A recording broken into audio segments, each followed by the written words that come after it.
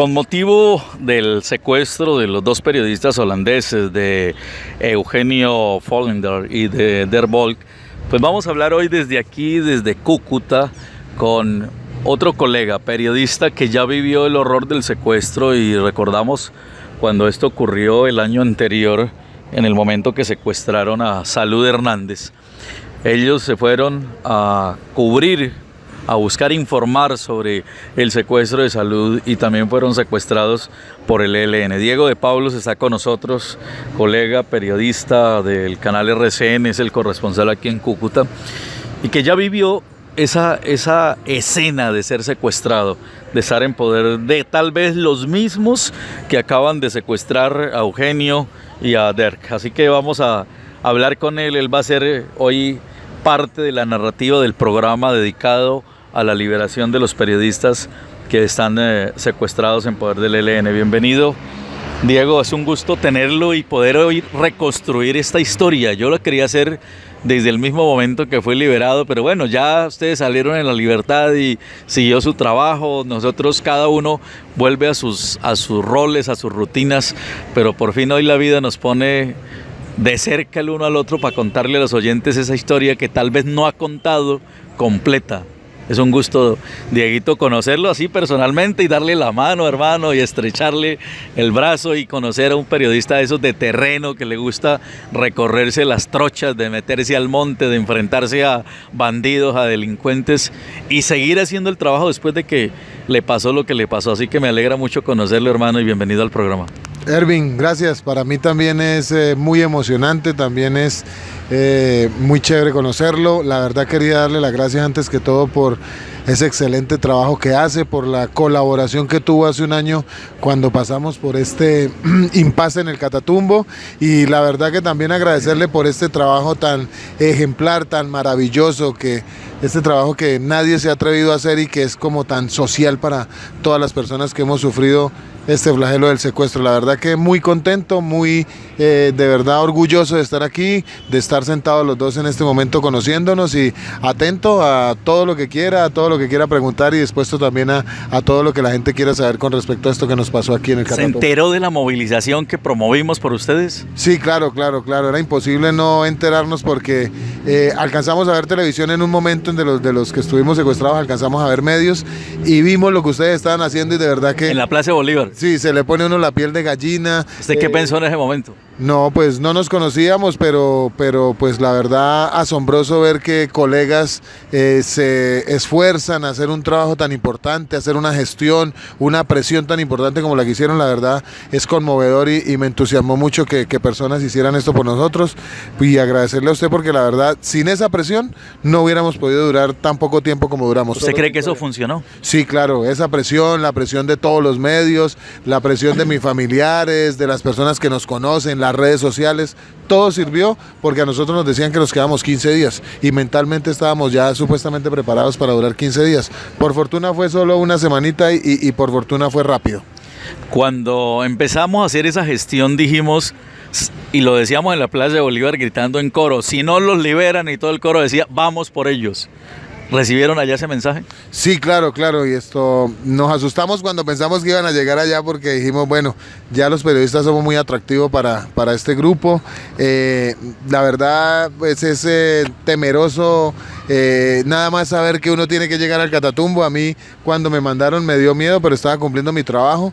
Y la verdad es una zona que no da ninguna garantía, es una zona que no presta ninguna seguridad, no brinda ninguna seguridad, y meterse al Catatumbo es un riesgo que asumimos como profesionales, pero como personas como tal yo creo que yo no me metería al Catatumbo a visitar a nadie ni a hacer ninguna diligencia. No lo hago porque es mi trabajo y porque... ¿La ni forma de conseguirse una novia en el Catatumbo? No, el Catatumbo es, para el que no conoce el Catatumbo, no hay, digamos que hay muchas cosas atractivas, hay muchos paisajes bonitos, pero el clima, las condiciones, las carreteras, las poblaciones, los servicios públicos, todo es muy complicado en el Catatumbo. No es nada atractivo, por lo menos para un extranjero. Venir es muy bonito, pero la tierra es dura, es una tierra dura y es una tierra difícil. Y siguen siendo trochas, siguen siendo prácticamente caminos en donde cabe un carro, no es más, ¿no? Sí, usted lo decía al principio, posiblemente el mismo grupo que nos retuvo a nosotros tiene en este momento en su poder a Mari y a Eugenio. Ader y Eugenio. Y yo creo que deben estar por el mismo sitio donde nos tenían. Muchos nos decían, hoy Diego, si vamos al Catatumbo, usted ya sabe por dónde meterse, ya sabe... Claro, usted va a ser el guía si nos vamos. Si vamos, sí, ya conocemos. Creo que esa zona por donde nos tuvieron es muy apartada, es muy práctica para ellos movilizarse, pero es un terreno bastante complicado. Es un terreno hostil, es un terreno, bueno, hay senderos peatonales, pero asimismo pasamos por campo traviesa, por partes donde no hay ni siquiera recorridos. Entonces es una zona difícil, pero... Ir talando monte. Sí, exacto, hay que ir cortando para poder ir avanzando. Y creo que con los cercos que hace el ejército y los militares, ellos deben tener algunos caminos diferentes, ¿no? Pero la zona es casi la misma, el sector debe ser el mismo, Versalles es el mismo, y deben estar por donde nos tuvieron a nosotros también. Vamos a reconstruir un poco los hechos para que usted nos cuente la historia. A ver, Salud Hernández se viene aquí a hacer un trabajo periodístico, a mostrar la influencia de los cultivos ilícitos, del narcotráfico, de todo ese imperio que han montado tanto las FARC como el ELN y los demás grupos que conviven en toda esta región, una región muy grande del tamaño de, podemos decir casi que de un departamento. Ella se viene, hace ese trabajo, la interceptan unos tipos de civil y se la llevan, ¿no? Se la llevaron... recordemos que fue en una moto que se la llevaron, ¿no? Sí, eso fue como el viernes más o menos, y empezaba un fin de semana, la semana esa del 20 de mayo. Nosotros nos enteramos el día domingo en las horas de la mañana, ya empezó el rumor de que Salud no aparecía, de que no había información sobre ella. El noticiero... A mí me llamó una persona el sábado que sí, que se perdió el rastro. Sí. Que no, pero sí me dijeron, se la llevaron.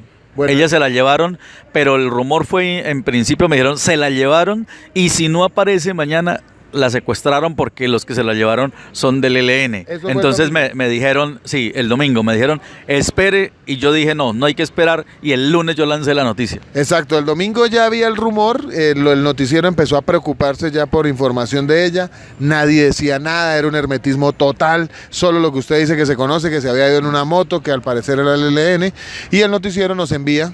Ese mismo domingo nos da la orden como a las 9 de la noche y nos preparamos a arrancar muy temprano, 4 de la mañana arrancamos con Carlos Melo, arrancamos solo los dos.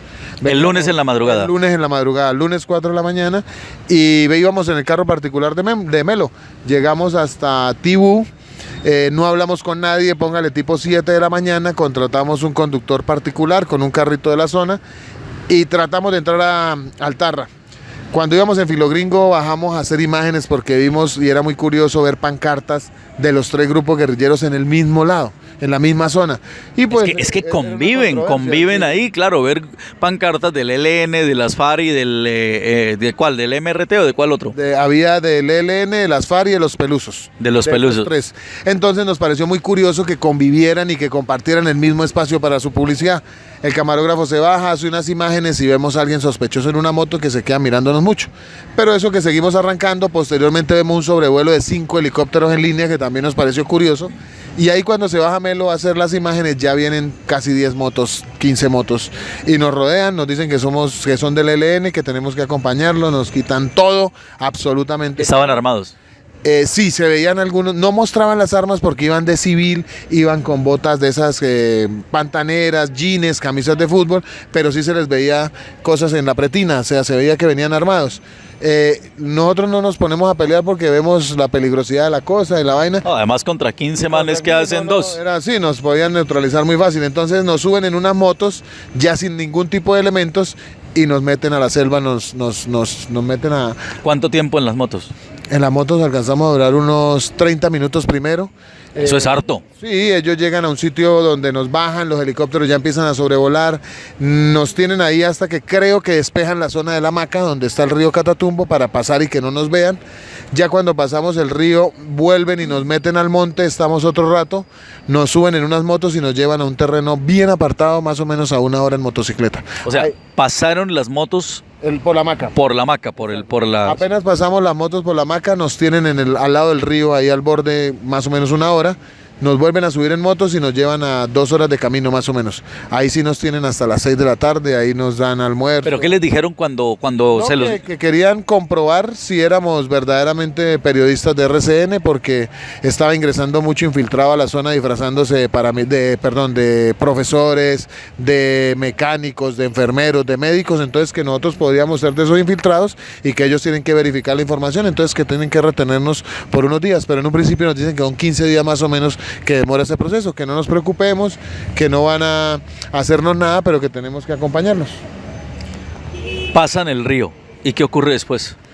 Apenas pasamos el río, ya llega el armamento pesado, ya llegan los fusiles, los que están enfusilados. Sí, ya llegan. O sea, ya son otros. Ya son otros, y algunos de los que están con nosotros también les dan armas. O sea que a ustedes los cogieron fueron los milicianos. Sí, los milicianos los que permanecen en el pueblo, me imagino, sí, los que están en contacto con los civiles. Exacto, y se los llevan y se los entregan ya a los que están enfusilados. Sí, exacto, nos dan ya otras personas y ellos ya sí están vestidos de militares, ya tienen brazaletes del ELN, y ahí empieza uno como a asustarse ya más porque ya ve que la cosa es en serio. En serio, más fuerte. Y ahí nos llevan a otro sitio y nos tienen casi 6 horas. Conocemos al comandante. ¿Qué les decían ellos en todo ese tiempo? Al comandante, que nosotros quiénes éramos en realidad, que nos dijeran quiénes éramos. Y ya llega el comandante, se identifica y dice que los tenemos que esperar y que tenemos que acompañarlos. Ahí a las 6 de la tarde ya nos ponen a caminar, empieza a llover y empiezan a dificultarse las cosas porque no tenía mis gafas, no teníamos... Se necesita gafas para caminar, para ver, para todo. Imagine usted con la luz de la luna, lloviendo y en medio de la selva. ¿Y zapatos? ¿Qué zapato tenía? No, tenía unos zapatos tenis cómodos, gracias a Dios tenía unos zapatos. ¿Pero en el barro esos zapatos? Sí. Y además de eso, cuando al tercer día nos quieren dar la dotación que ellos tienen como para... El kit de los secuestrados. El kit de los secuestrados como para pasar. Primero que todo, para que en los sobrevuelos nos veamos igual que ellos. Las botas no me quedan buenas, no tienen sino hasta 42, yo soy 43. Pero creo que eso me facilitó porque las botas... ¿No me cortó las uñas? No, yo calzo grande, yo calzo bastante, pero lo que digo es que gracias a Dios me quedé con mis tenis, con mis zapatos porque eran muy cómodos y para las caminatas me sirvió mucho. En esos 5 días yo creo que caminamos unos 30 kilómetros más o menos. A mí me gusta hacer mucho deporte y uno calcula el tiempo, la distancia, y caminamos muchísimo. Estuvimos en unos sitios hermosos que tiene el Catatumbo que la gente no puede conocer por la misma peligrosidad que tiene la zona, pero la experiencia, digamos que en la parte física fue buena. Carlos, ¿cómo se sentía Carlos en ese momento? ¿Cuál era como la relación de los dos en ese momento de tensión? Carlos el domingo había jugado fútbol, a él le gusta jugar fútbol y estaba lesionado, él tenía una pierna lastimada y de verdad no es muy bueno para caminar, entonces sufrió mucho con las caminatas. Él iba con unos zapatos que no eran muy tenis, sino eran como más bien zapato casual, entonces sufrió mucho caminando. Él se alivió cuando le dieron las botas porque era un zapato... A él sí le sirvieron las botas. Sí, pero por fortuna es una persona muy calmada, con muchísima experiencia, con mucho contacto con este tipo de grupos, no en estas mismas situaciones, pero sí con estas personas y eso me sirvió. Él no les sorprendió, él controló la situación. Nos dijeron que eran el ELN, pues ya habíamos hablado en el trayecto sobre qué podía pasar. Nos miramos, hicimos una sonrisa tímida, una sonrisa temerosa y yo le dije, calmémonos. Diciendo nos tocó. Sí, calmémonos y esperemos a ver qué pasa. Entonces ya le empezó a decir, eso es que nos van a revisar el material, ahorita saben quiénes somos nosotros y nos dejan. Pero por fortuna era una persona calmada, no era una persona nerviosa ni nada de eso, porque hubiera sido peor. Me tranquilizó mucho, hubo algunos momentos donde nos reíamos nerviosamente, hablábamos de cosas y solo hablábamos en el momento que íbamos a salir, ¿no? Entonces estamos hablando que ustedes los cogieron a ver a las... Más o menos 9 de la mañana. 9 de la mañana. Sí, los tienen todo el día, a la noche. ¿Al otro día qué pasó? A las 6 de la tarde nos ponen a caminar y caminamos como hasta las 12 de la noche. Ahí estaba lloviendo pero muy fuerte, nos meten en un cambuche, nos ponen a dormir en el piso, nos ofrecieron unos costales para arroparnos porque en esa zona de noche hace mucho frío y estaba lloviendo mucho. Y a las 4 de la mañana nos pararon con patadas porque habían 4... ¿Con patadas? ¿Se fueron y los patearon? Sí, así con patadas. Bueno, muchachos, párense ya y a caminar porque llegó el ejército. Ojalá disparen, decían. Y a mí me pusieron un buzo negro porque yo tenía una camiseta blanca y nos ponen a hacer arrastre bajo. Yo creo que es uno de los momentos de más tensión de mi vida, uno de los momentos donde más asustado he estado en toda mi carrera. y alcanzamos a andar como 1 kilómetro en arrastre bajo. Usted alcanzaba a ver el helicóptero con el resplandor de la luna y de las montañas, pues con la silueta de las montañas se veían los helicópteros bajando tropa, desembarcando tropa, y en cualquier momento usted... O sea, estaban haciendo rappel los soldados de los helicópteros. Estaban bajando y ese era el nerviosismo de ellos, por eso nos sacaban en arrastre bajo, y en cualquier momento esperaba uno la totazón. Que disparara de cualquier Eso sí es lado, angustioso. es angustioso, y ahí pensamos que de ahí no íbamos a pasar. Eso duró más o menos como desde las 4 de la mañana hasta las 6, que ya aclaró, y no, pues por fortuna ya salimos de ese círculo donde estaban los helicópteros, donde estaba el ejército. Amaneció y los helicópteros se fueron. Se fueron y ahí nos llevan a un sitio ya muy apartado.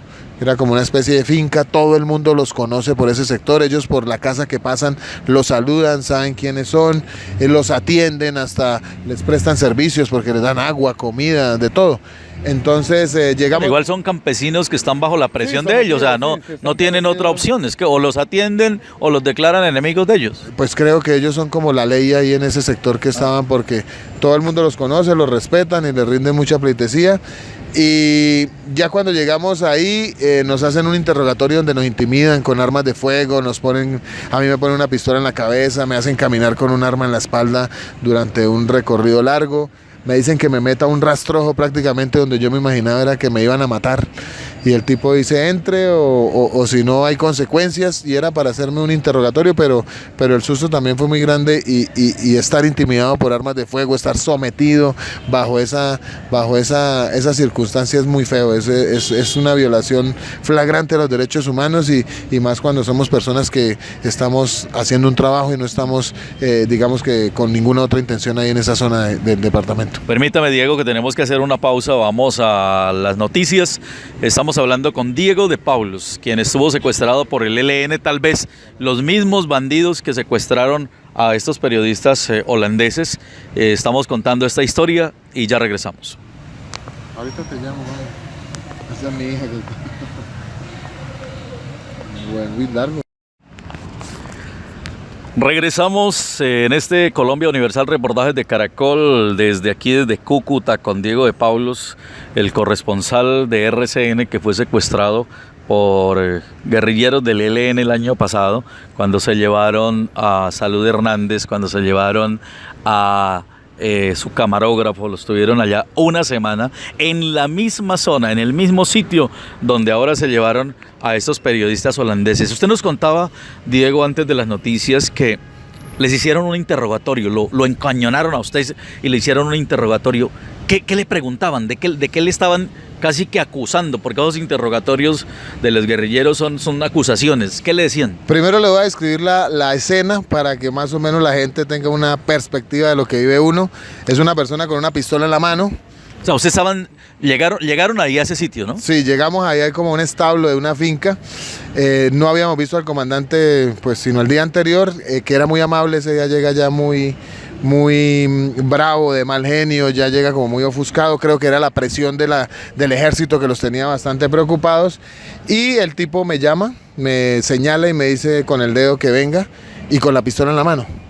Entonces cuando yo me le acerco me dice camine, haga adelante, empiezo a bullarme con la pistola, métase por ahí, y ahí es cuando... ¿Usted no le decía nada? Pues yo le decía que para dónde me llevaba, y me decía cállese y camine, hágale. Cuando ya llegamos a un sitio donde acaba, digamos que el camino normal, y llega el rastrojo, que se ve que está recién cortado por machete y algunas otras cosas, me dice métase por ahí. Ahí sí le dije que para dónde me llevaba, y me apunta a la cabeza y me dice métase, haga lo que le digo, y ahí sí me dice, le doy mi palabra de guerrillero que no le voy a matar, pero métase, y me sienta en un tronco. El tipo tiene 3 celulares y 3 radios colgados en el arnés, con la pistola en la mano, saca una libreta y un lapicero y dice, bueno, le voy a hacer un par de preguntas y ojalá sean ciertas, porque si las verifico, las corroboro y son mentiras, está en problemas. Entonces yo me imagino que él va a agarrar el radio o va a agarrar el teléfono con cualquier respuesta y va a llamar y va a verificar si es cierto. La primera pregunta fue dirección de su casa, en Cúcuta. Entonces toca darle la dirección con puntos y comas perfecta como es, y pues toda la información, quiénes son sus papás, dónde viven, sus hijos, qué hacen, dónde estudian, dónde viven. Entonces tienen absolutamente toda su información personal, la tienen ellos en este momento. Toda su información personal la tienen, y pues ahí digo yo que no hay necesidad de intimidarlo a uno ni de amedrentarlo para llevarlo a unas preguntas de esas. Me pareció de muy mal gusto, me pareció bastante... Criminal. Sí, exacto, muy muy drástica la manera en que me hicieron eso y pues no sé, ahí sí queda uno como bloqueado ya y empieza a verle como más susto y más dificultad la situación en que se encuentra. Después que le preguntó, ¿qué más? No, después de eso ya yo me puse a llorar, yo lloraba inconsolablemente, no me da pena decirlo que... ¿Por qué? ¿Qué sentía? Me daba miedo que pasar ese rastrojo que él decía, esa parte, hubiera una fosa común y me pegaran un tiro y me dejaran ahí. O sea, ¿usted ya sintió que de pronto lo iban a matar? Hablando con don Ramón cuando le está poniendo quejas, bueno, no me da pena decirlo, era un llanto así, un llanto inconsolable. Creo que el tipo hasta pensaba en sus hijos, en su todo familia. Me pasa ahí en ese momento. Y el tipo creo que de ver esa situación y de verme como estaba, ahí fue cuando me dijo, tranquilo, yo le doy mi palabra de subversivo que no lo voy a matar, pero métase por ahí. Creo que eso me calmó un poco y ese llanto creo que conmovió también un poco a ese jefe guerrillero porque como me llevaban yo pensaba que me iban a matar en ese momento. Me di por muerto en ese momento. Cuando regreso del interrogatorio creo que todos... ¿Qué más le preguntó aparte de la dirección, de los datos de su familia? No, me preguntaba que yo qué hacía aparte de ser periodista, que dónde había estudiado, que a qué me dedicaba cuando estaba en mi tiempo libre, que si había tenido contactos con políticos, con militares, de todo tipo de preguntas. Duró más o menos 30 minutos del interrogatorio y cuando ya voy de vuelta creo que Melo, el conductor que estaba en ese momento con nosotros y yo pensábamos lo mismo porque apenas nos vimos, nos abrazábamos llorando y Melo me decía, yo esperaba ver al tiro y mirar a dónde correr porque yo no... O sea que a él también le hicieron lo mismo. Después mío, pero ya había pasado yo, que era el conejillo de Indias, ellos ya sabían que no los iban a matar, pero entonces el primer encuentro después de eso fue, todos pensamos lo mismo, se llevaron a Diego para matarlo y de ahí venimos nosotros en fila. Entonces ya cuando nos vemos, nos abrazamos y ven que no me matan, Melo me dice, yo esperaba un tiro y mirar aquí por dónde corro porque yo no me iba a dejar matar. Y pues era, la intimidación, hago el comentario por ver que todos estábamos igual de nerviosos y estábamos igual de aterrorizados y todos pensábamos en lo mismo. O sea, ¿quién era ese comandante? Ese era, le decían el viejo, fue el comandante que tomó la foto con la cámara de Salud Hernández, esa fue la persona que nos hizo pasar ese mal momento ahí en el cautiverio. Sale usted, se encuentra con Carlos, se abrazan, ¿Carlos que lloró también? Claro, nada más el día ese que me amedrantan y me intimidan, Carlos pensó que nos iban a matar y éramos llorando, porque ya habíamos pasado el susto del arrastre bajo, pero ya era como una sentencia de muerte más directa, ¿no? Entonces llorábamos y decían, gracias a Dios no lo mataron, ya sé que a mí tampoco me van a matar, pero se nos pasó a todos por la cabeza y estando usted rodeado de tantas armas, de semejante gente, pues usted puede esperar lo que sea, la verdad uno espera lo que sea en ese momento. Bueno, sale de ahí, se encuentran y ¿qué pasa con ustedes dos? El día de la liberación ya... No, ahí en ese momento. No, Melo va a su interrogatorio. A él también le preguntarían lo mismo. También se lo llevaron, me imagino que le sacaron la misma información. ¿No hablaron de eso después ustedes? Sí, algo Melo me dice, pero muy superficialmente, ¿qué le preguntaron? Y yo de todo, me dice, no, a mí también, direcciones, todo le preguntaron, pero ya cuando salimos no nos vamos con el conductor, sino que nos separan. Y ya Melo y yo nos hacen con un grupo como de 8 personas, 8 guerrilleros, y nos sacan por un camino solos. Y de ahí ya no nos volvemos a ver con el conductor, de ahí nos llevan a... lo separaron del conductor. Sí, nos separan del conductor, caminamos más o menos hasta la 1 de la tarde. No, ese era conductor contratado, ¿no? Contratado en Tibú, John Reales, tenía un carrito, un Renault 9 de esos de la zona y pensamos que movilizarnos con ello iba a ser más fácil y más... Llamaba menos la atención. Exacto.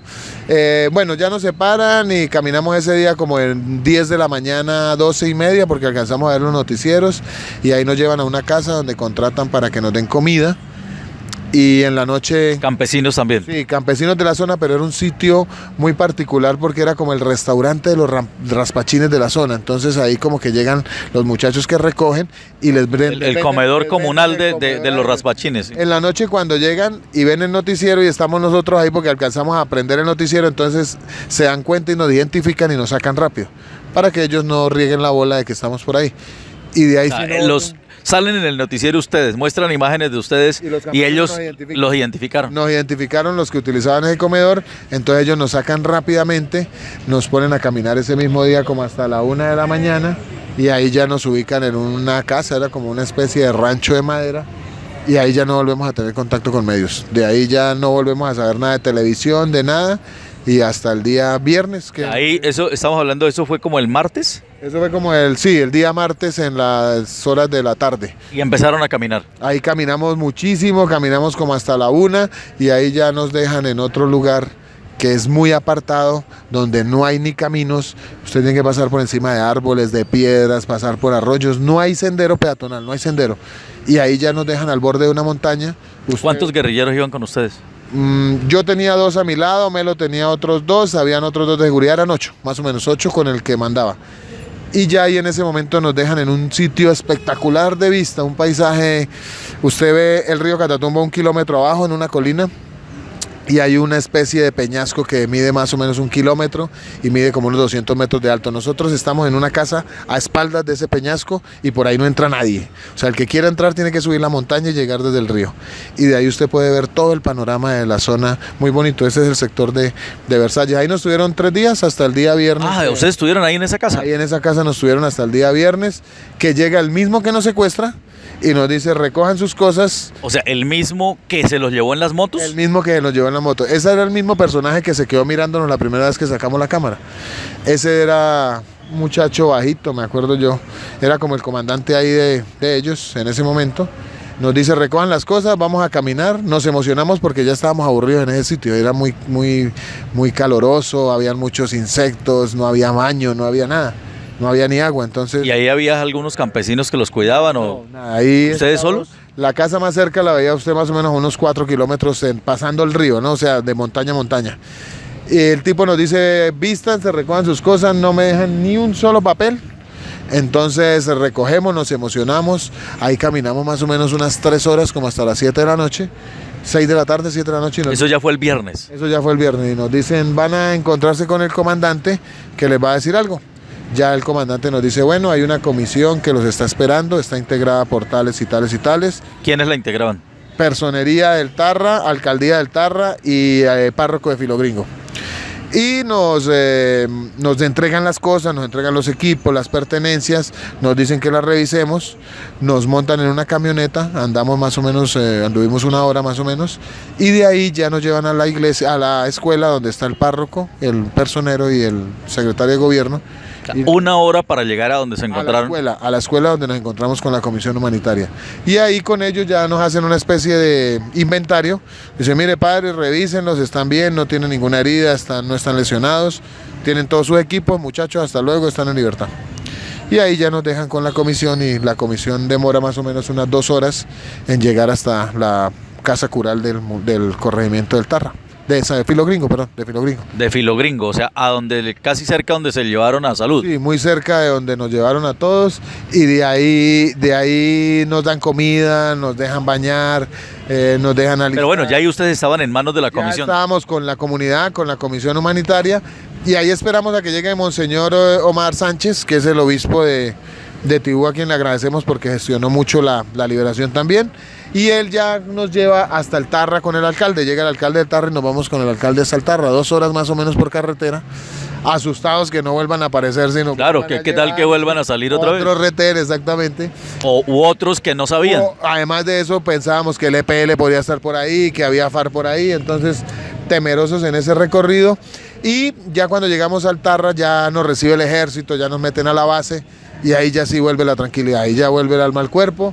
Ahí ya son las imágenes que aparecen cuando las fotos, nos damos la mano con ellos y todo. Exacto. ¿Ahí usted se encuentra con Salud?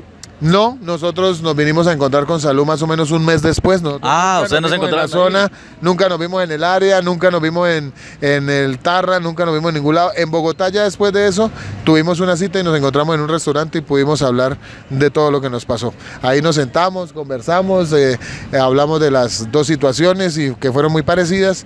Y acordamos algunas cosas de medidas legales que íbamos a hacer por el hecho que habíamos sufrido. Ustedes lo recibe el ejército y ahí empiezan ya como a conocer todo lo que había pasado. Sí. Ustedes supieron, por ejemplo, que el gobierno nunca quiso decir que el ELN los tenía a ustedes. ¿Se negaron a decir que el ELN los tenía? Sí, fueron más o menos 3 días, creo, para que el ELN aceptara que nos tenía, y creo que otro poco de tiempo para que el gobierno también le dijera a los medios y confirmara que era el ELN. Me pareció una actitud bastante irresponsable. Me pareció que no hubo el manejo que debía darle a una situación similar. Creo que si Salud no hubiera estado, que era una periodista internacional, el manejo no hubiera sido el mismo si hubiéramos sido periodistas criollos. y creo que se demoraron mucho, que se asustaron porque vieron el movimiento de la gente, de los medios y de todos, pero se demoraron mucho para gestionar de verdad por nosotros una rápida liberación. Además los operativos militares nos asustaron mucho, los operativos militares alcanzaron a llegar hasta el día miércoles en las horas de la mañana, se sentían... ¿Y estuvieron cerca? Muy cerca, pasaban por encima de nosotros, entonces nos pareció un acto irresponsable y temerario por parte del gobierno, la actitud que tomó y la gestión que hizo para la liberación de nosotros. ¿Qué cree usted, Diego, que hoy esté pasando con Dirk y con Eugenio, estos holandeses que además pues son holandeses, son de otra cultura, de otra pensar y estar pasando por lo que les pasó a ustedes? Pues la verdad, Ervin, ahorita no sé, nosotros por lo menos hay que seguir trabajando. Hay que seguir trabajando, hay que seguir cubriendo todo lo que tenga que ver con el Catatumbo, porque no nos podemos dejar vetar por estos grupos al margen de la ley, que lo que hacen es interrumpir el trabajo que nosotros queremos hacer. Amedrentar, sembrar miedo. Exacto. Y la gente por eso no sabe qué es el Catatumbo, porque no podemos llegar, porque no podemos ir hasta allá. Como lo decía Salud Que Díaz, ustedes desde Bogotá no pueden decir qué es lo que pasa en el Tarra. Usted tiene que ir al Tarra, y más medios televisivos como nosotros que tenemos que mostrar con imágenes qué es lo que nos pasa. Yo creo que esto tiene que cambiar, el gobierno tiene que sentarle un precedente a estos grupos armados, no podemos dejar que nos sigan violando la libertad de prensa ni la libertad de expresión, y yo creo que hay que tomar medidas. Si siguen pasando este tipo de hechos, un grupo de estos no puede seguir hablando de paz, ni de seguir hablando de negociaciones, ni de diálogo, ni de nada por el estilo. ¿Qué consecuencias políticas usted cree que debe enfrentar el ELN después de secuestrar ahora a estos dos holandeses, después de que se llevaron a Salud, que lo secuestraron a ustedes, que están en un supuesto diálogo que no debería estar ocurriendo esto? ¿Qué consecuencias pueden tener? Mire, yo creo que el gobierno tiene que amarrarse los pantalones y declararle algunos puntos esenciales a la guerrilla. 0 secuestros, 0 acciones armadas, bueno, una cantidad de cosas que si no las cumplen, deberían no volverse a sentar en una mesa de negociación. Creo que el gobierno nacional tiene que ser más, digamos que, envalentonado, tiene que ser un poco más exigente cuando se trata de paz, cuando se trata de ese tipo de cosas, porque va a pasar lo mismo que pasa con la FARC. ¿Hace cuánto empezó el proceso y la verdad no se ha hecho entrega total de armas? Siguen habiendo algunas situaciones incómodas con ello. Entonces creo que para que sea un proceso serio hay que exigirle al ELN unos puntos claros y unos puntos claves. Primero que todo, 0 el secuestro, porque mire lo que pasa con Eugenio y lo que pasó con Der en este momento aquí en Norte de Santander. Hemos dicho, si no los liberan, hay que presionar desde los medios, ya que nadie presiona, ya que nadie dice nada, ya que nadie se solidariza con ellos. ¿Usted cree que esa presión genera resultados? En mi caso funcionó, ¿no? En mi caso funcionó, y por eso les agradecía tanto, porque yo sé que si no hubiéramos sido periodistas, si hubiéramos sido personas del común, pues no hubiera sido como la misma presión ni el mismo interés.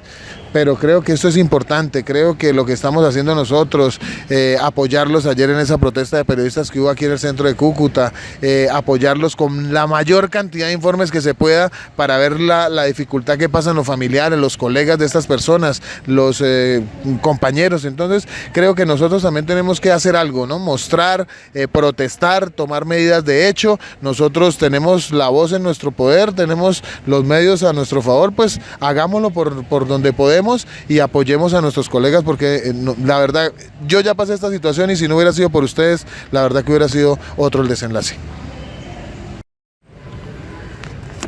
Bueno, pues estamos hablando con Diego de Paulos, el colega periodista del canal RCN que fue secuestrado por el ELN el año pasado, que se lo llevaron cuando estaba cubriendo la noticia del secuestro de la periodista Salud Hernández, la corresponsal del Mundo de España y también columnista del diario El Tiempo en Colombia, y él conoce muy bien la región del Catatumbo. Pues vamos a hacer una radiografía de lo que es el Catatumbo, Diego, que los oyentes en Colombia, en el exterior, dimensionen lo que es esto. Es que a veces se habla del Catatumbo y cualquier persona piensa que eso es del tamaño de una vereda, o sea, nadie dimensiona que son casi 12 municipios, el territorio de 12 municipios los que están en toda esa región del Catatumbo, que transitar el Catatumbo de un extremo al otro puede ser, si fuera caminando, tal vez meses para entenderlo. Pero cuéntenoslo usted, ¿cómo es el Catatumbo? ¿Cómo se mezclan los grupos allí? Así como usted nos decía al principio de la entrevista, que hay carteles de las FARC, carteles del ELN, carteles de los Pelusos, y todos se hacen publicidad o hacen más bien marca territorial en el mismo sitio, ponen los carteles en el mismo sitio, o sea, un grupo no le tumba al del otro, los respetan, los dejan ahí, o sea, conviven en la zona y se reparten el núcleo del narcotráfico y del control territorial. Pero cuéntenos usted, ¿qué es eso ahí? ¿Qué es el Catatumbo? Mire, Erwin, si no estoy mal, el Catatumbo debe ser más o menos igual de grande a Risaralda, más o menos un departamento pequeño de Colombia. Es una zona hermosa, pero es una zona donde el Estado no se ve por ninguna parte. O sea, es un departamento en poder de la ilegalidad. Exactamente, sí, es una zona en poder básicamente de los grupos al margen de la ley. Es una zona donde se ve muy poco el ejército, donde se ve muy poco la policía. La extensión de este territorio es bastante grande. La cercanía con la zona de frontera con Venezuela también hace... Es un corredor hacia Venezuela. Es un corredor hacia Venezuela, por eso están solicitándolo algunos grupos como, digamos, zona campesina. Pero tiene zona de reserva campesina. Reserva campesina, exactamente. Tiene muchas dificultades. Mire, los paisajes que yo vi en el Catatumbo, yo creo que es algo similar a Caño Cristales. Vi algo muy parecido, pero en una magnitud más pequeña, unos ríos muy similares. Es una zona hermosa, productiva, porque la tierra, mejor dicho, en el Catatumbo pueden haber varios niveles térmicos, entonces puede cultivarse muchas cosas, pero no hay carreteras, no hay servicios, no hay absolutamente nada. Usted se puede demorar por tierra 3 días recorriendo el Catatumbo de extremo a extremo. Será por tierra, en carretera, en carro, 3 días recorriendo. En carro campero destinado para este tipo de terrenos, puede demorar usted 3 días. 3 días, dándole, sin parar día y noche, 3 días. O sea, imagínense eso. Imagínense la dimensión y la extensión que tiene esta zona. Y además de eso, pues es muy rica en todo tipo de recursos naturales, petróleo, cultivos de todo tipo, tierras, gas, hay carbón, hay de todo tipo de cosas. Entonces es algo que es como, digamos, una zona muy importante para el grupo al margen de la ley, porque pueden controlar económicamente todo este sector. Todo lo que se produce en el Catatumbo, ellos lo saben. Bueno, más que todo coca, ¿no? Usted decía que les describiera el Catatumbo. Yo caminé 30 kilómetros, les decía hace un momento. De esos 30 kilómetros que caminé, 25 estaban cubiertos por matas de coca. Entonces digamos que ¿cuántas hectáreas puede haber ahí? El 80% del Catatumbo yo creo que está cubierto, pues algunos por cultivo de coca. Yo creo que hay mucho cultivo de coca y no es ni siquiera la magnitud ni la dimensión que dice el gobierno nacional. Coca por todos lados, y el narcotráfico obviamente hace que se deterioren socialmente las comunidades, hacen que haya vandalismo, hacen que haya ajustes de cuentas, y creo que...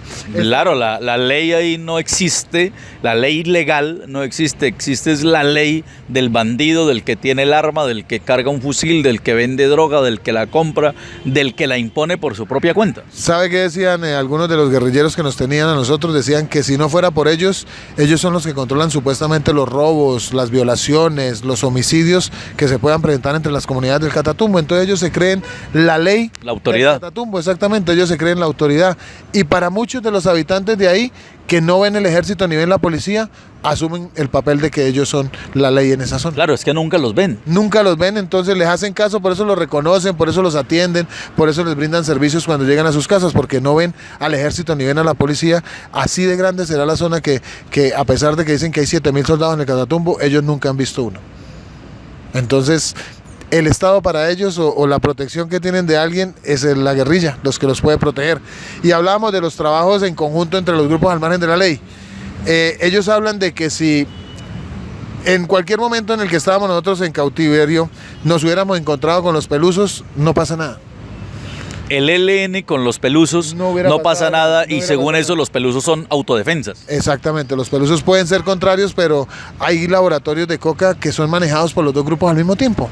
O sea, son socios en el narcotráfico. En el narcotráfico, son socios a veces en los secuestros, están informados de todo lo que hace uno del otro, e incluso nos decían que tienen comunicaciones, tienen radios y se comunican. Sí, es que normalmente tienen una banda, una frecuencia que es como la frecuencia roja, la frecuencia en la que y a veces hasta se cuentan chistes de los unos de los otros. Vamos a pasar por tal lado, se previenen, como que se cantan la zona y trabajan armoniosamente en la zona del Catatumbo, nadie les dice nada, pues se puede... Esos son pelusos con ELN. Esos son pelusos con ELN. Y anteriormente que la FARC tenía su Frente 33, también sabían cómo se movían ellos y cómo se movían los otros. Hay comunicación permanente entre los tres grupos ahí en esa zona del Tarra y en esa zona de Tibú, en norte de Santander. ¿Cómo ha sido ahora que las FARC salieron de esa zona, que las FARC abandonaron esa región, que eran los dueños de los cultivos, que eran los que controlaban todos los cultivos?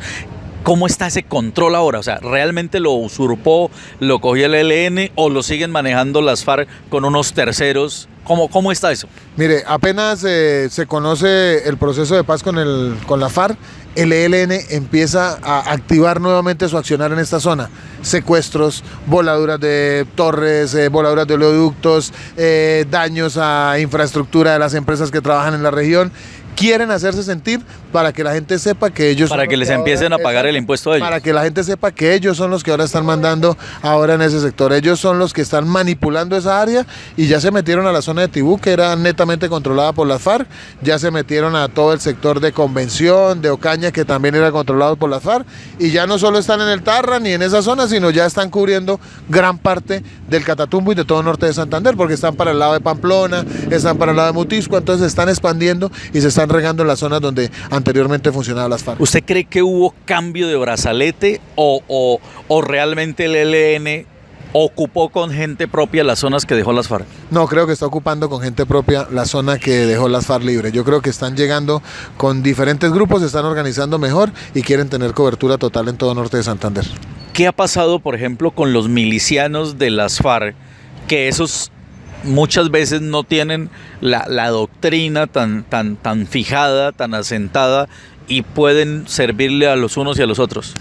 Pues ahí se ven por lo menos acciones terroristas, a veces delincuenciales que no tienen o no se adjudica a nadie. Esos son los que están realizando ese tipo de actos. Son personas que quedan, digamos que desamparadas. Que quedan sueltas, son ruedas sueltas. Pero que están al servicio de cualquier grupo delincuencial que esté funcionando en la zona. Muchas veces las autoridades no saben y dicen que son pelusos o que son bandas criminales, pero son reductos de las FARC porque no todos se desmovilizaron, que han quedado en esos sectores y que incluso han ido ajusticiando muchas personas en los últimos días que al parecer están relacionadas en ese tipo de actividades.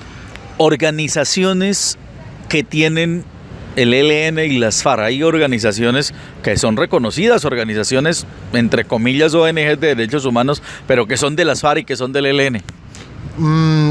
Hay algunas, pero la verdad no lo aceptan ni lo reflejan directamente, pero hay muchas organizaciones campesinas que están cubiertas por nombres y respaldan a grupos al margen de la ley, o muchas veces también les toca estar aliadas con ellos para poder funcionar o para que no les hagan nada, pero sí hay muchos que saben de ellos, trabajan con ellos y funcionan aquí en norte de Santander, pues auspiciados por ellos. La zona veredal, ¿dónde está la zona veredal aquí? Bueno, aquí en Cúcuta, por lo menos el ELN, hay informaciones de que tiene mucho control para la parte de Villa del Rosario, para la parte de frontera en el sector de Juan Frío, que es zona netamente veredal. Allí han marcado vehículos de la gobernación, vehículos particulares de servicio público, han asesinado personas y también se están movilizando mucho hacia la parte del Escobal, que es otra zona de frontera, que es zona rural de Cúcuta, y ahí también quieren obtener el poder. ¿Sabe por qué? Porque mucho contrabando y mucho narcotráfico se mueve por esa zona. Y ellos ya son los que están manipulando todas las personas y todo lo que se está moviendo por esas zonas de Cúcuta y el área metropolitana. Y la zona veredal de las FARC, donde están ahora a raíz del proceso de paz, donde se ubicaron allá en Caño Indio, exactamente. ¿Qué ha podido usted conocer? ¿Qué seguimiento le ha podido usted hacer, Diego, a esa zona veredal? ¿Qué ha pasado en esa área? No nos dejan entrar, por lo menos el noticiero nos dice que no vayamos, no hemos podido ir hasta el sitio, el acceso es bastante complicado, no hay carretera en el Catatumbo y ellos están cobijados por eso. Y está media máquina, me dicen que no está completamente organizado el campamento, que no están los guerrilleros que dicen estar, que hay algunos, no todos, y que hay un poco de desorganización. Fueron las últimas zonas veredales que se organizaron en el país y al parecer por ese motivo es que como que no ha, digamos que adelantado muy bien todo lo que tiene que ver con la instalación de la zona veredal. Pero hay mucho control del ejército, habían unas denuncias de que paramilitares querían llegar ahí al sector y están muy nerviosos, ¿no? Están muy nerviosos. Y hasta el momento no ha habido ninguna alteración del orden, pero hay mucho nerviosismo por lo que pueda pasar en esa zona veredal de Caño Indio. O sea que, a ver, ahí se puede decir que en Caño Indio esa es una de las zonas veredales en donde el gobierno no le ha cumplido todavía a las FARC. Sí, el mismo gobernador lo confirmó hace 15 días. Va a media máquina la conformación de ese campamento. Ellos alegan que es uno de los últimos que fue conformado, pero no ha habido, digamos, que la infraestructura ni el dinero necesario, ni el apoyo necesario. Y pues creo que por ser una zona tan conflictiva, esta zona de Caño Indio necesitaba más organización que muchas otras en otras partes del país. ¿Qué se sabe, digamos, de ese control territorial que han empezado a hacer las FARC en los perímetros alternos a las zonas veredales? En el Caquetá, por ejemplo, sabemos que se han dado muchas muertes de personas, de civiles, de gente que los citan a la zona veredal, que los llevan allá, que paguen las extorsiones y cuando no van, pues los han asesinado en los pueblos vecinos, en los pueblos cercanos. ¿Cómo ha estado todo ese coletazo, ese efecto colateral en toda la región a la zona veredal? Esos anuncios de permanencia de grupos paramilitares en la zona los tiene muy nerviosos. Hay gente que pues en este momento presta seguridad para ellos mismos allá en el sector. El ejército está muy cerca de la zona, pero obviamente pues no puede incursionar mucho. No se pueden mover, están maniatados. Pero hay muchos rumores, no lo hemos podido confirmar, de que se pasea gente todavía armada fuertemente, con fusiles, con armamento pesado, y que están haciendo patrullajes constantes por la zona. Incluso dicen que están llegando muy cerca del municipio de Tibú. Caño Indio pertenece a la parte rural de Tibú, y dicen que ellos mismos están haciendo patrullajes y que están muy nerviosos porque puede que haya alguna arremetida por parte de grupos paramilitares que todavía permanecen en esa zona. Muy alrededor de Caño Indio hay grupos paramilitares y dicen ellos que pueden llegar, entonces por eso dicen que están haciendo un servicio especial de seguridad ahí en esa zona de Norte de Santander. Esos paramilitares, Diego, son de los paramilitares de la generación de las antiguas Autodefensas Unidas de Colombia, o esos son nuevos paramilitares? No, creo que esos son paramilitares que quedaron del bloque Catatumbo, que quedaron del bloque Frontera. O sea, de la generación antigua. De la generación antigua, que no se acogieron a la ley y pues que quedaron por ahí. No son muchos, pero han venido sembrando el terror y cometiendo algunas actividades ilícitas, y se sabe que existen, no tienen ningún nombre, pero son paramilitares que no les gusta la guerrilla. Entonces eso genera más conflicto y genera más violencia en Norte de Santander. Después de que se dio de baja a este Megateo, ¿qué efecto tuvo eso? ¿Qué cambios hubo? Creo que bajó un poco el narcotráfico en la zona. Creo que el EPL manejaba el corredor hacia Venezuela, que no lo manejaba ningún otro grupo, y él era el encargado de manejar mucha de la droga que se movilizaba en Norte de Santander, mucha de la droga que salía del Catatumbo. Se bajó un poco, pero llegaron sus lugartenientes, ¿no? Llegaron sus subalternos, y ya hay gente que está manejándolo, y los pelusos tienen mucha actividad aquí en Norte de Santander, sobre todo para el lado de Tibú, para el lado de Sardinata, y todavía tienen un muy buen registro de actividades para el lado de Convención, Teorama y para el lado Caña. Esos paramilitares, ¿se les conoce algún cabecilla de la época, reconocido de esa época, o todos son nueva generación? Todos son nueva generación, no hay ninguno que se haya, digamos, que adjudicado el liderazgo de esto. A veces las autoridades, como no los identifican, hablan de urabeños, hablan de Clan del Golfo, hablan de rastrojos, pero son los mismos que se desmovilizaron en el 2004, algunos de los que se desmovilizaron en el 2004, sino que eran de bajo perfil, entonces no son muy reconocidos en la zona, pero de que están actuando, y los resultados las autoridades lo saben. Traficantes, ajustes de cuentas, hostigamientos a las autoridades, a algunos grupos, hacen diferentes tipos de cosas y no se portan ni se comportan muy bien aquí en esta zona de Colombia.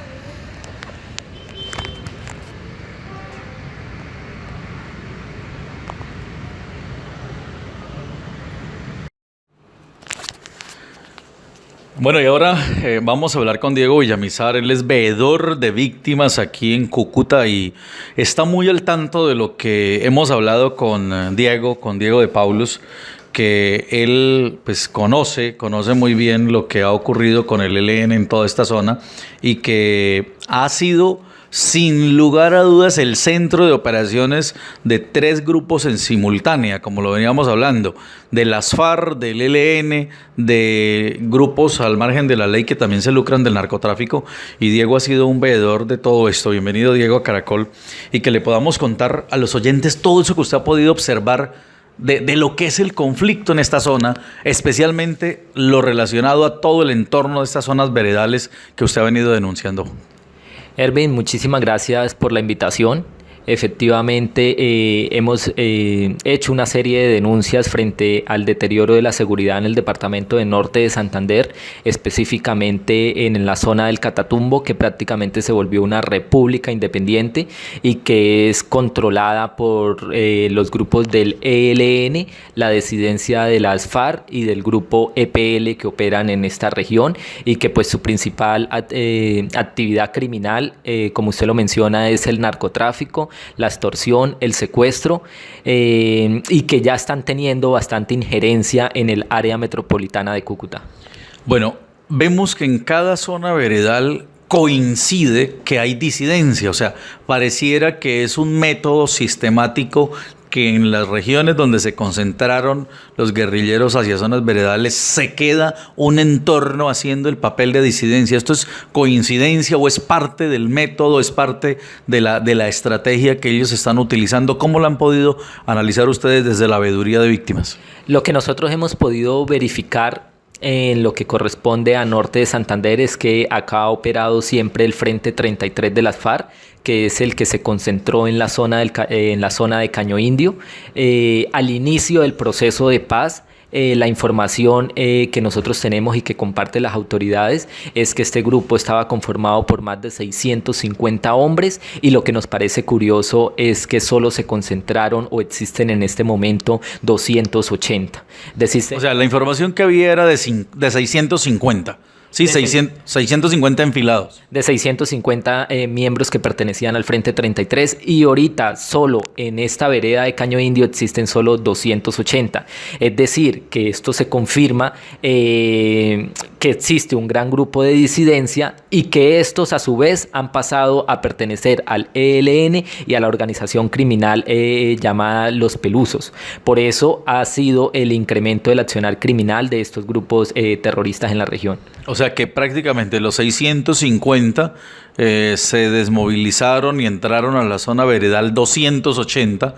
Estaríamos hablando de que 330 se quedaron fuera y están integrando entonces líneas del ELN o están haciendo uso de brazalete del ELN. ¿De qué podría tratarse? ¿Qué podría ser ahí?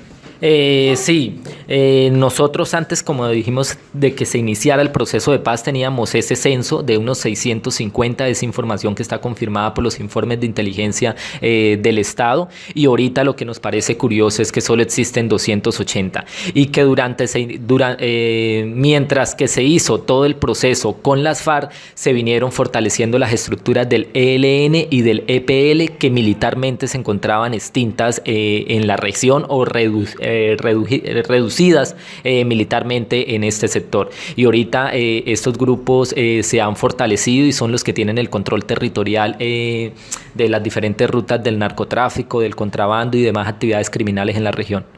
Pero a ver, ¿podrá ser cambio de brazalete o el ELN metió gente de su propia línea a reemplazar a la gente que estaba de las FARC que salieron de esa zona? Hemos podido verificar que se presentan los dos fenómenos, se están presentando los dos fenómenos. Lo que sí es cierto es que las personas que no se concentraron en la zona veredal, que pertenecían al Frente 33, pasaron automáticamente al ELN. Le hemos solicitado y hecho un llamado de atención al gobierno nacional. ¿Para qué? Para que también se tenga un control en la entrega de armas que se va a registrar en Norte de Santander, porque hasta este momento no existe ningún reporte oficial de cuántas armas van a ser entregadas por parte del Frente 33 de las FARC, y que no suceda con lo mismo en cuanto a las estadísticas de los miembros que se presentó, las estadísticas en cuanto a número de miembros que pertenecían al Frente 33, y esperamos que realmente se entreguen todas las armas y que no se presenta el mismo fenómeno que ya prácticamente está confirmado en que también esas armas pasaron a estos grupos criminales. ¿Qué saben ustedes, Diego, de los milicianos? Los milicianos que trabajaban para el Frente 33, que estaban haciendo el trabajo urbano en las cabeceras municipales para el Frente en Cúcuta y en las principales ciudades. En cuanto a los milicianos y colaboradores, ellos no se encuentran concentrados en la zona de Caño Indio y siguen prestando información de inteligencia criminal, por decirlo de esa manera, para ser suministrada a los demás grupos que operan en esta región, como le digo, el ELN y del EPL, que ya ahorita actualmente tienen una gran presencia en la ciudad de Cúcuta y su área metropolitana.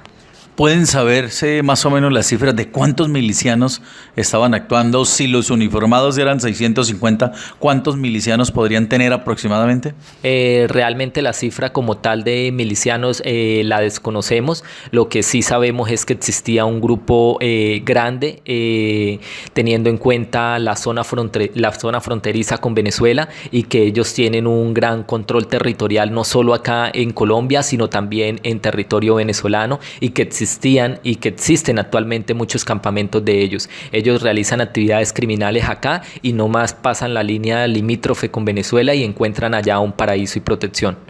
¿A cuánto tenemos la frontera de aquí? Todo el norte de Santander se encuentra, es frontera con Venezuela, y por lo menos en la ciudad de Cúcuta en tan solo 5 minutos llegamos a territorio venezolano. O sea, que aquí vienen, cometen delitos y les queda muy fácil inmediatamente salir del país. Efectivamente es el fenómeno que se está presentando ahorita actualmente, no solo acá en la ciudad de Cúcuta, sino también en la zona del Catatumbo, donde existen varios corredores, la mayoría de corredores de tráfico de estupefacientes lo realizan hacia vías o territorio venezolano. ¿Qué saben ustedes de los que vienen a cometer delitos que son venezolanos, de nacionalidad venezolana, y que vienen a cometer delitos aquí a Cúcuta y se devuelven a Venezuela? Sí, lamentablemente existe una migración grande respecto a venezolanos que están viniendo acá a territorio colombiano. Existen diferentes corredores humanitarios para brindar diferente asistencia humanitaria a los venezolanos que llegan buscando cualquier tipo de asilo o de mejores garantías ante la grave situación que se está presentando o esta gran crisis humanitaria que vive Venezuela, pero lamentablemente también están llegando grupos criminales o al margen de la ley que operaban allá en Venezuela, y es lo que ha incrementado las estadísticas de seguridad también en la ciudad de Cúcuta y su área metropolitana. Muchas de las personas que son capturadas cometiendo diferentes delitos son de nacionalidad venezolana. ¿Hay alguna relación de estos venezolanos capturados con grupos como el ELN o como las FARC, que sean integrantes de pronto de las FARC Venezuela o del ELN Venezuela y que por eso vienen a delinquir aquí? Se ha encontrado de todo. Lo que también hemos podido verificar es que grupos como el ELN está reclutando personas venezolanas ante la necesidad que ellos están pasando en su país, y que encuentran acá una remuneración atractiva de estos grupos criminales para venir a fortalecer la actividad criminal en esta zona. Bueno, hay otra información que es muy valiosa y que vale tenerla en cuenta. No sé si ustedes habrán investigado todo el campo de acción que tiene el ELN dentro de territorio venezolano. Control de mercaderías, control a todo lo que se mueve. Hay retenes hasta para las motos, hay retenes para personas y todo lo controla el ELN. Hay controles obviamente para el narcotráfico, que allí ya circula con mucha más libertad. Se pueden ver los vehículos cargados de droga y los controlan los del ELN en territorio venezolano, en la zona del Zulia. ¿Qué han podido ustedes averiguar sobre todo eso? Sí, existe una gran presencia del ELN en la zona fronteriza. Ellos, como le digo, tienen su control territorial y han logrado tener ese control tanto en territorio colombiano como en territorio venezolano. Ellos actualmente han creado diferentes peajes ilegales, por decirlo de esa manera, y son los que controlan directamente el negocio del contrabando y de narcotráfico, que es bastante fuerte acá en esta región por ser frontera activa con Venezuela. Los casos de secuestrados. Recientemente conocimos nosotros en el programa Las Voces del Secuestro el caso de un ciudadano venezolano que fue secuestrado en el Zulia. Fue secuestrado al sur de Maracaibo Y 3 meses después, cuando fue liberado justamente acá en el Catatumbo. Lo entregaron acá en el Catatumbo. Y ya hemos tenido conocimiento de casos similares. O sea, ya el Catatumbo es casi que un destino para traer secuestrados venezolanos y los entregan o los cobran acá. Ante la falta de políticas de seguridad por parte del gobierno nacional en la zona del Catatumbo, el Catatumbo se volvió prácticamente una república independiente donde las leyes y el control las ejercen son los grupos del ELN y del EPL. El tema del secuestro se ha incrementado en la región. Muchas personas han denunciado o se han atrevido a generar las respectivas denuncias para que de los diferentes casos de secuestro que se han presentado, pero también muchas personas por miedo lo que hacen es no denunciar y al final pagar o acceder a estas exigencias económicas por el tema del secuestro. Y se presenta diferentes fenómenos, tanto que los secuestran acá y los pasan para territorio venezolano, como también están secuestrando personas en territorio venezolano y son pasadas a territorio colombiano. A nivel de actos violentos, ¿han encontrado ustedes hechos de crimen, hechos de sangre en los entornos de las zonas veredales? Tenemos, por ejemplo, mucha información de zonas veredales del sur de Colombia, en donde se ha incrementado el índice de mortalidad por hechos de homicidio. Por ejemplo, en las zonas cerca de la zona veredal de San Vicente del Caguán, solo esa zona registra más de 70 muertos. ¿Qué han podido conocer ustedes sobre eso con la zona veredal que está acá en el Catatumbo? Si hay un índice de muertos, si se han registrado hechos violentos en los entornos a la zona veredal de acá, ¿qué conocen ustedes sobre eso? Sí, las zonas veredales ahorita actualmente no tienen ningún tipo de control por parte de las autoridades. Las autoridades lo único que hacen es brindar un cordón de seguridad bastante lejano a donde en este momento están los guerrilleros. Lo que nosotros hemos podido verificar en el frente 33, es decir, en la zona de Caño Indio, es que no existe ningún tipo de control. Los guerrilleros están saliendo y entrando con facilidad a la zona y están siendo inclusive vistos en otros municipios donde no tienen autorización para estar allí. Inclusive durante el año se han presentado ya varios casos en donde las mismas autoridades han hecho capturas de guerrilleros que tienen órdenes de captura vigentes y que deberían estar en la zona veredal y son encontrados en otros municipios del departamento. ¿Por qué no se conocen esos hechos? Son de conocimiento de las autoridades. Nosotros hemos generado los llamados de atención al gobierno nacional, pero el gobierno ha tenido silencio o mantiene una posición complaciente frente a estas situaciones, que obviamente es una violación abierta a los protocolos establecidos a los protocolos que se establecieron para el proceso de paz. Y lo único que hacen al final las autoridades es tener que devolverlos directamente a esta zona sin ningún tipo de llamado de atención o ningún tipo de justicia que se encargue de esta situación. ¿Para dónde creen que va esto? ¿Para dónde sienten ustedes, como en el caso suyo, como veedor de víctimas, que va este tema de la zona veredal acá y que han notado, se han incrementado los hechos, la mitad de la guerrillerada que había en la zona no entró? ¿Qué va a pasar? Lo que ha venido pasando, y esto va de mal en peor. El departamento de Norte de Santander tiene un gran deterioro en cuanto a políticas de seguridad y políticas sociales que requieren esta región, que se ha venido siendo afectada también por esta crisis económica, puesto a la difícil situación que se está presentando en Venezuela. La situación está empeorando y hacemos el llamado de atención a las diferentes autoridades para que se ejerza mayor control en la región. Bueno, Andrés, muchísimas gracias. Ervin, Diego. Ervin, muchísimas gracias a usted por la invitación. Feliz día.